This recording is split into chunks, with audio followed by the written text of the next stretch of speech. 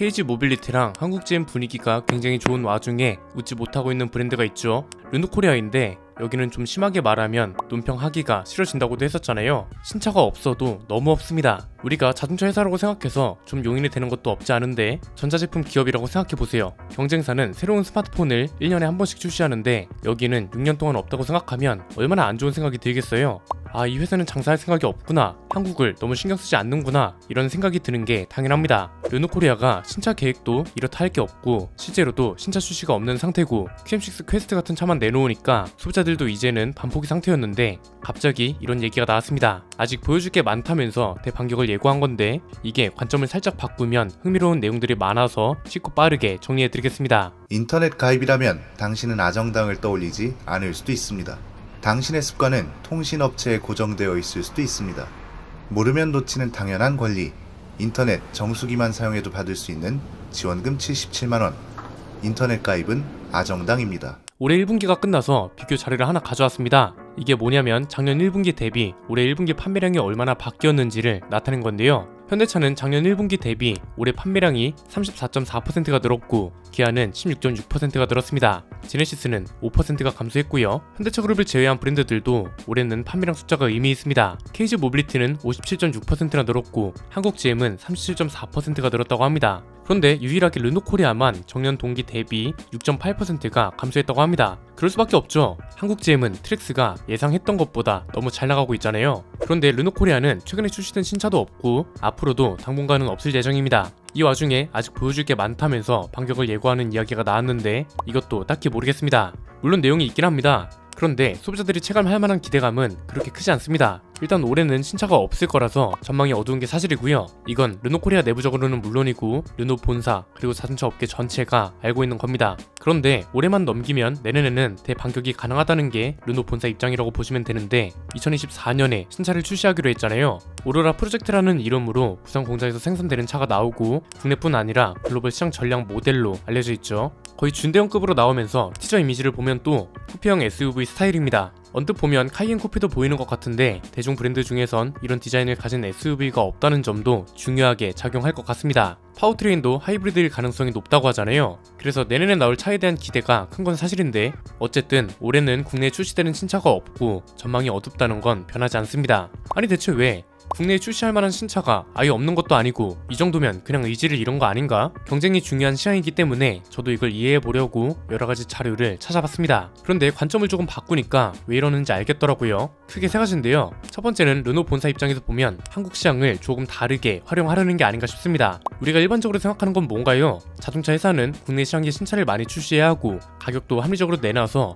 점유율 싸움을 많이 해야 하고 그래야 적자에서도 벗어나고 좋은 자동차 회사로 남을 수 있다, 이런 거죠. 그런데 한국 GM 영업 실적을 한번 볼까요? 한창 차가 잘 팔릴 때 적자가 수천억에 달했고 오히려 점유율 최저치를 기록한 작년에 흑자 전환뿐만 아니라 영업이익이 무려 2,760억 원을 넘었습니다. 이게 가능했던 이유는 내수 판매량은 30% 넘게 줄어든 반면에 수출 물량은 24% 넘게 늘어나면서 매출액이 30% 가까이 늘었다는 게 포인트입니다. 이건 한국 시장이 자동차 판매 시장으로서의 가치보다 생산 기지로서의 가치가 더 높다는 소리거든요. 르노코리아도 자료를 보니까 비슷한 결론이 나왔습니다. 내수 판매량은 한국 GM처럼 줄었습니다. 14%가 감소했는데 수출은 무려 63% 넘게 늘었습니다. 이 덕에 매출액이 26% 늘었고 흑자 전환까지 해서 영업이익이 1,850억 원에 달했습니다. 이러니까 회사 입장에선 굳이 모험을 할 필요가 없는 거죠. 한국 자동차 시장은 굉장히 까다롭습니다. 그럴 수밖에 없는 게 현대차 그룹의 본질이잖아요. 현대차가 어떻게 보면 한국 자동차 시장의 기준이라고 할 수 있습니다. 전 세계 3위 회사입니다. 이 회사가 내놓는 제품을 이길 만한 상품성, 이게 안 된다면 가격으로라도 승부를 봐야 한단 말이죠.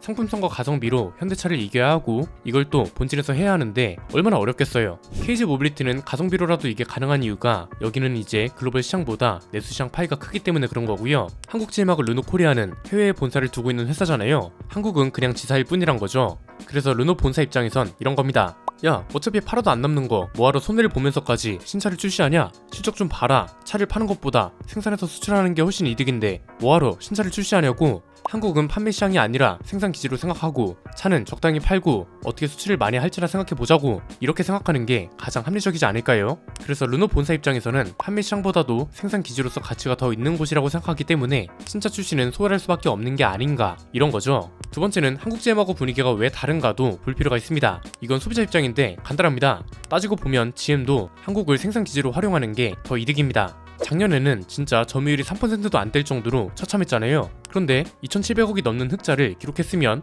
차를 아예 안 팔고 생산 기지로만 활용해도 될 정도입니다. 그런데 그럼에도 한국 GM은 신차를 출시했습니다. 트랙스 전에는 비록 많이 팔릴 만한 차들은 아니었지만 트래버스, 콜로라도, 타오, 시에라 이런 차들로 신차 주기가 끊이지 않게 해왔고, 이번에는 트랙스를 출시하면서 판매 시장으로도 키워보겠다는 의지를 보여줬단 말이죠. 심지어 트랙스 반응도 너무 좋으니까 하반기로 예정되어 있던 트레일블레이저 페이스리프트 출시 시기도 올해 상반기로 앞당겨 버렸습니다. 그런데 르노코리아는 아무리 생산 기지로서의 가치가 높아도 그렇죠, 신차가 아예 없는 게 말이 되냐 이겁니다. 아직 소비자들은 이런 변화를 받아들일 준비가 안 되어 있습니다. 그냥 이런 거죠. 아니, 출시할 만한 차가 아예 없는 것도 아니고 GM처럼 국내에 들어올 수 있는 차도 충분히 있는데 이건 너무 신경을 안 쓰는 거 아니야? 이런 겁니다. 그런데 앞에서 봤던 것처럼 판매 시장으로서의 가치는 크지 않다고 했잖아요. 한국 GM도 가만 보면 판매량으로 승부를 보려는 차들은 결국 한국에서 생산되는 차를 한국에서 파는 겁니다. 트랙스랑 트레일블레이저 모두 국내 공장에서 생산됩니다. 그런데 르노는 상황이 좀 다릅니다. 그냥 디자인하고 스펙만 보면 국내에서 충분히 잘 팔릴 만한 차들 있죠. 예를 들면 오스트랄이나 메간 전기차 같은 거 보면 출시만 하면 대박 날 것 같은데 중요한 건 얘네는 해외 생산입니다. 쉐보레로 따지면 트랙스 같은 차가 아니라 트래버스나 타오 같은 위치인 거죠. 수입차이기 때문에 가격 경쟁력을 갖추기가 굉장히 불리하고, 가격 경쟁력을 갖추지 못하면 안 팔릴 게 뻔하잖아요. 결국 르노 입장에선 어차피 경쟁력을 갖추기 힘들고 판매량이 나오기도 힘든데 뭐하러 들여오냐 이거죠. 그래서 2024년부터 대반격이 시작될 거니 기다려달라, 이런 말이 나오는 겁니다. 왜냐면 이때 출시되는 차는 부산에서 생산되니까 가격 경쟁력을 갖추기가 좋거든요. 그렇기 때문에 잠깐 욕을 먹어가면서도 부산 공장에서 생산하는 신차가 출시될 때까지 기다리고 있는 거다, 이렇게 보면 될 것 같습니다. 세 번째는 그래서 소비자들이 기대할 만한 포인트는 뭐냐 이건데요. 간단하죠. 국내 공장에서 생산되는 차입니다. 그리고 신차를 굉장히 오랜만에 출시하는 거라서 잘 팔려야 하는 것도 맞아요. 그러면 결국 트랙스 같은 전략을 기대해 볼 수도 있다는 거죠. 가성비 전략인데 지금 업계에서 기대하는 것도 이겁니다. 지리 자동차랑 합작해서 만드는 차고 한국을 약간 생산 기지이면서 개발과 판매, 수출 허브 이런 식으로 활용하는 걸로 보이거든요. 국내에서 생산하는 트랙스처럼 가성비 전략을 가져갈 수 있는 가능성이 굉장히 큽니다. 그럴 수밖에 없는 게 지금은 가격 하나로 모든 걸 바꿀 수 있습니다. KG 모빌리티도 사용차 시절이 어땠나요? 당장 내일 문을 닫아도 이상하지 않다고 할 정도로 심각했는데 토레스로 가성비 전략을 밀기 시작하면서 소비자들 반응과 회사 분위기가 완전히 바뀌었습니다. 한국 GM도 마찬가지죠. 점유율은 3%도 안 됩니다. 들여오는 차들도 죄다 안 팔리는 차들이었습니다. 이러니까 분위기가 안 좋은 건 물론이고 한국에서 철수하는 거 아니냐는 소리까지 들었습니다. 그런데 트랙스가 말도 안 되는 가격으로 나와버리면서 하루아침에 분위기가 바뀌었다고요. 르노도 전략적으로 가고 싶다면 르노 코리아에 이런 걸 요청할 가능성이 굉장히 높죠. 왜냐하면 어차피 판매 매출로는 이익을 보기 힘든 구조라는 게 증명이 됐잖아요. 그러면 어차피 판매량으로 매출을 뽑는 게 아니라면 이미지라도 좋게 가져가자 할 것 같습니다. 수익은 생산과 수출로 충분히 뽑아낼 수 있으니까요. 만약에 내년에 가격이 진짜 말도 안 되는 수준으로 나왔어요. 심지어 준대형 SUV인데 소렌토나 산타페도 씹어 먹을 정도고 하이브리드예요. 이러면 최소 5년은 편하게 갈 수 있을 겁니다. 처음 출시하면 신차 효과가 1년에서 2년 정도 갈 거고 페이스리프트만 해도 신차 효과를 이어갈 수 있고, 이렇게 되면 신차를 적극적으로 출시하지 않아도 되면서 브랜드 이미지는 챙겨가고 수익은 생산하고 수출해서 극대화하면 되니까 이런 전략을 위해서 기다리고 있는 게 아닌가 싶은 겁니다. 그래서 이제는 자동차 브랜드를 볼 때 단순히 신차만 보면 안 된다는 트렌드가 생겨나는 것 같습니다. 예전에는 신차가 많아야 무조건 좋다고 봤습니다. 물론 이게 소비자들 입장에선 맞기도 하지만 기업 입장에서 생각하면 마냥 신차만 출시한다고 해서 좋은 건 아니란 거죠. 그리고 넓게 생각하면 국가적으로도 이득일 수 있습니다.